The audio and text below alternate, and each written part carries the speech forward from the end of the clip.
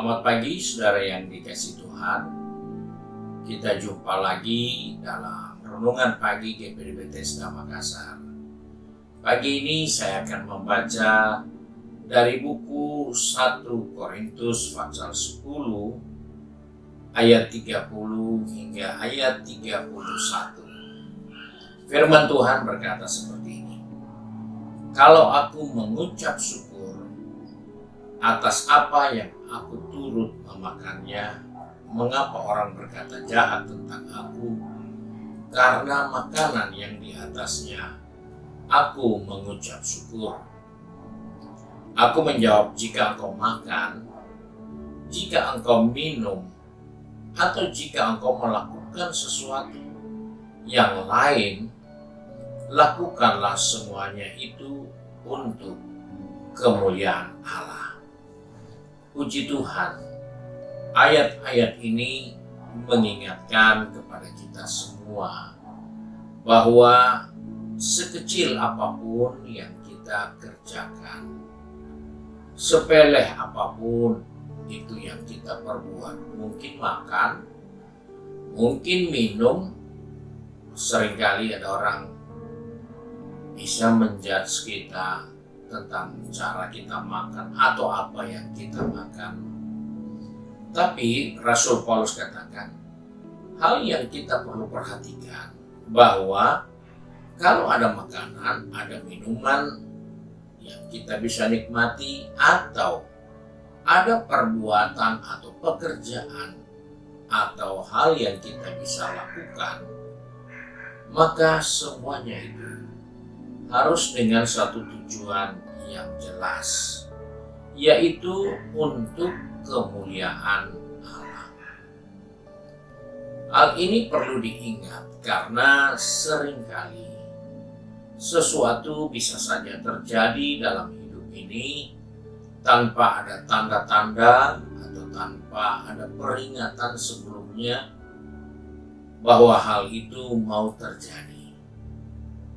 Dan dalam hal inilah seringkali kita lupa untuk mengucap syukur dan mempermuliakan Tuhan.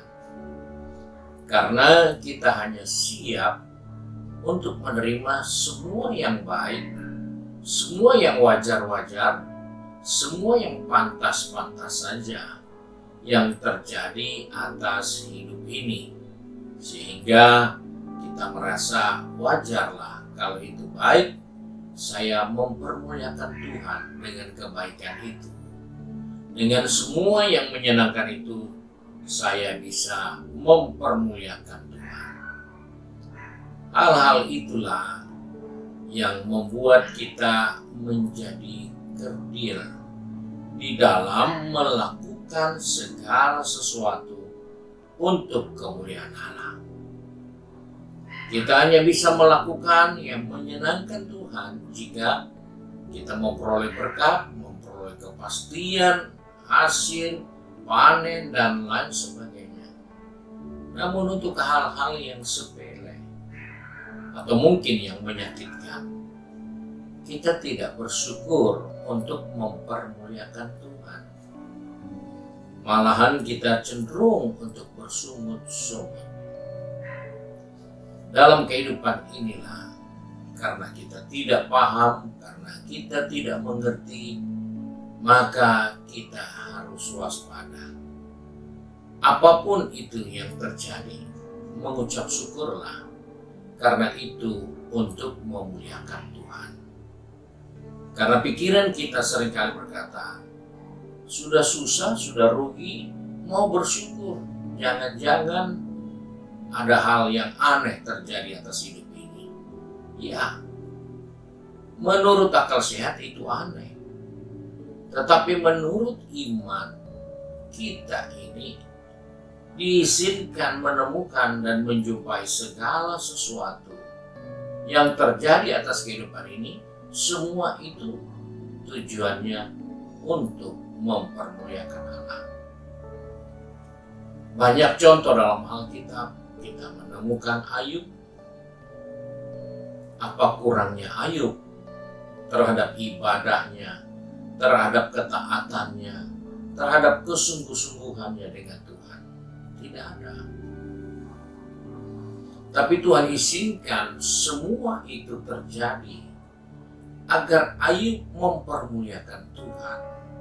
Di dalam keadaan itu, dia mempermuliakan Tuhan dan berkata, "Aku mengenal Tuhan jauh lebih baik dari sebelum aku mengalami semua itu."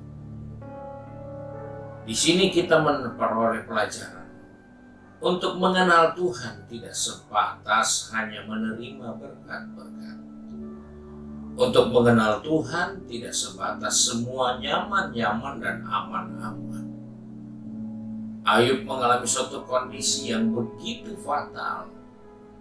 Tapi akhirnya dia harus berkata, "Kalau dulu aku kenal Tuhan, aku punya pengalaman dengan Tuhan hanya dari kata orang. Tapi sekarang aku benar-benar mengalami Dia dalam kehidupan ini." Hal inilah yang perlu kita sadari, bahwa segala hal yang terjadi atas kehidupan ini semuanya harus dilakukan untuk memuliakan Tuhan.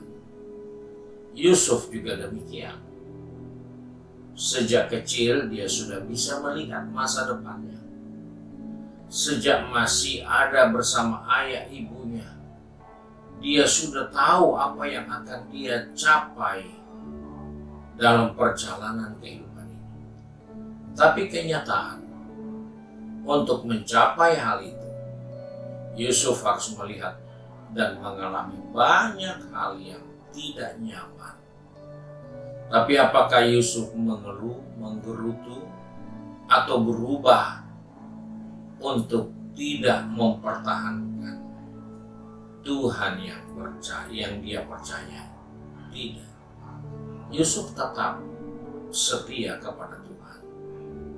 Sehingga dia begitu yakin, kalaupun saudara-saudaranya bisa mereka-reka yang jahat, bisa merencanakan yang jahat, dan telah melakukan yang jahat untuk diri Yusuf, Tuhan merubah semua itu menjadi reka-reka yang baik. Baik untuk Yusuf maupun juga untuk saudara-saudaranya yang telah berbuat jahat.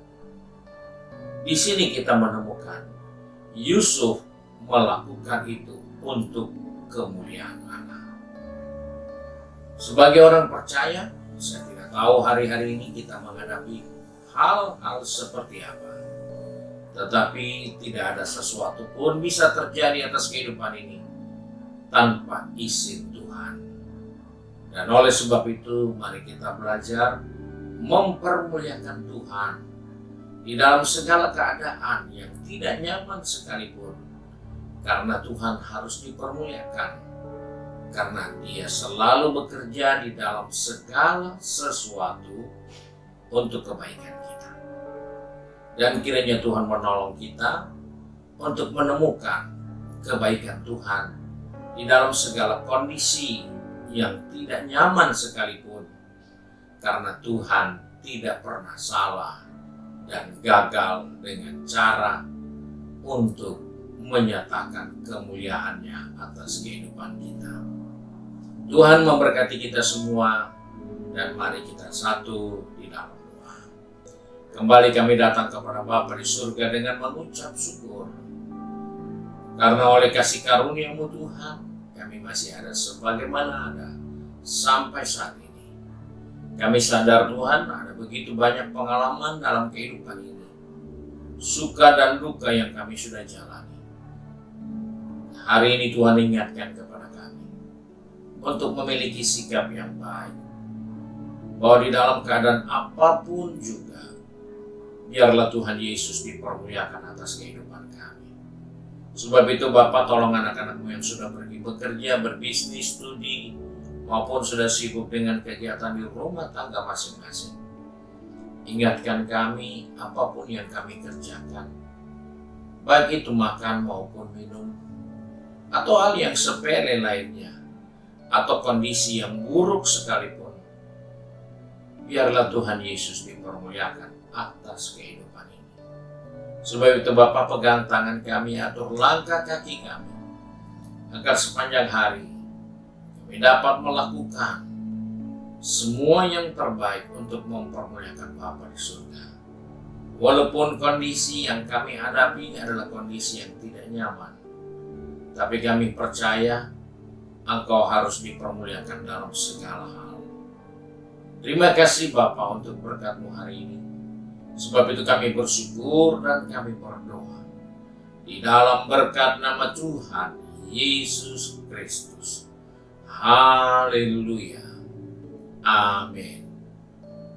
Puji Tuhan, Tuhan Yesus memberkati kita dan selamat pagi.